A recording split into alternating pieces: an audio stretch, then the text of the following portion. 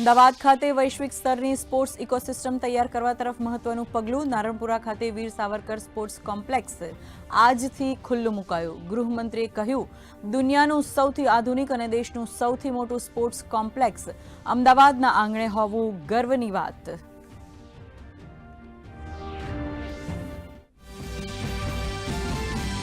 યુવક અને રમતગમત વિભાગના મંત્રી મનસુખ માંડવિયાએ કહ્યું, સ્પોર્ટ્સ કોમ્પ્લેક્સ એ દેશના ઉગતા એથ્લેટ્સ માટે બનશે આસ્થા અને શ્રદ્ધાનું કેન્દ્ર.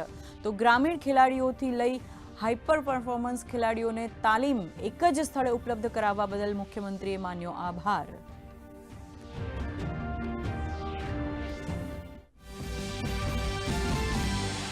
ગુજરાત પ્રવાસ દરમિયાન ગૃહમંત્રી અમિત શાહે લીધી સરદાર ધામની મુલાકાત. ફેઝ 2 કન્યા છાત્રાલય અને ₹100 કરોડની દીકરી દત્તક યોજનાનું કર્યું લોકાર્પણ.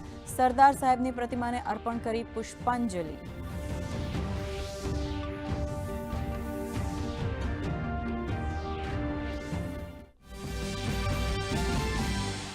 ગાંધીનગર ખાતે 5મા અખિલ ભારતીય રાજભાષા સંમેલનમાં ગૃહમંત્રીનું સંબોધન. હિન્દીમાંથી ભારતીય ભાષામાં અનુવાદ કરતી સારથી એપ્લિકેશનનો કર્યો ઉલ્લેખ. તમામ રાજ્ય સરકારોને કેન્દ્ર સરકાર સાથે પ્રાદેશિક ભાષામાં પત્ર વ્યવહાર કરવા કર્યો અનુરોધ.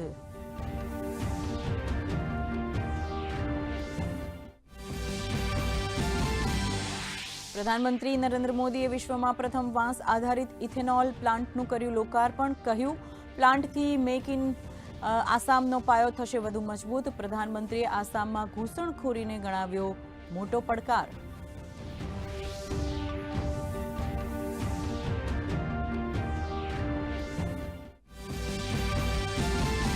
પ્રધાનમંત્રી નરેન્દ્ર મોદીએ આસામમાં ₹18,000 કરોડથી વધુ રકમના પાયાગત માળખા અને આરોગ્યને લગતા વિવિધ વિકાસ પ્રકલ્પોનો કરાવ્યો શુભારંભ. કોંગ્રેસ પર પ્રહાર કરતા કહ્યું, દાયકાઓ સુધી વિપક્ષના રાજમાં નોર્થ ઇસ્ટના સપૂતોને સન્માનથી રખાયા વંચિત.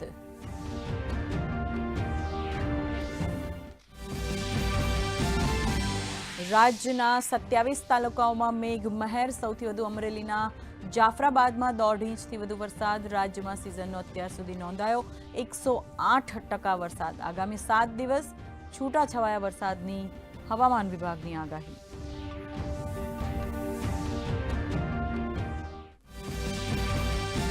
સાર્વત્રિક વરસાદના પરિણામે રાજ્યના જળાશયોમાં પાણીનો સારો આવરો. ગીર સોમનાથનો હિરણ 2 ડેમ છલોછલ.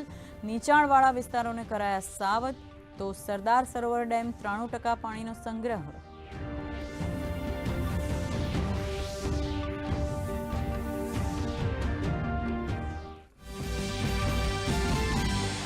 ન્યૂ ચંદીગઢ ખાતે રમાઈ રહેલ મહિલા વન ડે સિરીઝના પહેલા મુકાબલામાં ભારત સામે ઓસ્ટ્રેલિયાની મજબૂત સ્થિતિ. ભારતના 282 રનના લક્ષ્યાંક સામે ઓસ્ટ્રેલિયાનો સ્કોર 1 વિકેટના નુકસાને 122 રનને પાર. તો એશિયા કપમાં આજે ભારતનો મુકાબલો પાકિસ્તાન સામે સાંજે 8:30 વાગ્યાથી શરૂ થશે મેચ.